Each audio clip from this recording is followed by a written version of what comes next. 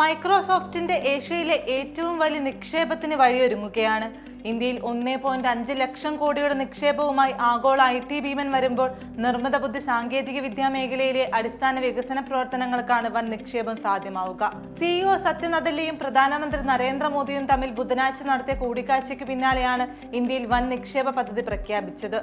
നേരത്തെ നടത്തിയ $300 കോടി നിക്ഷേപത്തിന്റെ തുടർച്ചയായാണ് 1.5 ലക്ഷം കോടി രൂപയുടെ പ്രഖ്യാപനം. അടുത്ത 2 വർഷത്തിനുള്ളിൽ ബംഗളൂരുവിൽ നിർമ്മിത ബുദ്ധി സാങ്കേതിക വിദ്യ അടിസ്ഥാന സൗകര്യങ്ങളിലും ക്ലൗഡിലും മൈക്രോസോഫ്റ്റ് വിവിധ പദ്ധതികൾ പൂർത്തിയാക്കും. അന്താരാഷ്ട്ര തലത്തിൽ അതിവേഗത്തിൽ വികസിക്കുന്ന ഇന്ത്യയുടെ IT സാധ്യതകൾക്ക് ശക്തി പകരുന്നതാണ് ആഗോള ഭീമന്റെ വൻ നിക്ഷേപങ്ങൾ.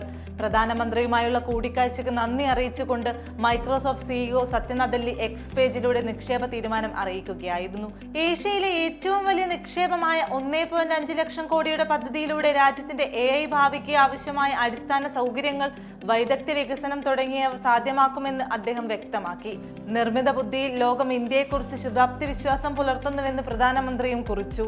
പുതിയ ഡാറ്റാ സെന്ററും വൈദഗ്ധ്യ പരിശീലന കേന്ദ്രവും എല്ലാം ഉൾപ്പെട്ടതാണ് ബംഗളൂരുവിലെ AI അടിസ്ഥാന സൗകര്യ വികസന പദ്ധതി.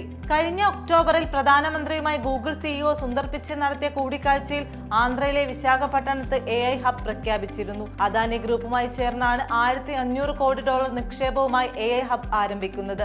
ആമസോൺ ഡാറ്റാ സെന്റർ, ചിപ്പ് നിർമ്മാതാക്കളായ കോൾകോമിന്റെ AI ഇന്നൊവേഷൻ സെന്റർ എന്നിവ ഉൾപ്പെടെയുള്ള പദ്ധതികളും സമീപകാലത്തായി ഇന്ത്യയിൽ പ്രഖ്യാപിച്ചിരുന്നു.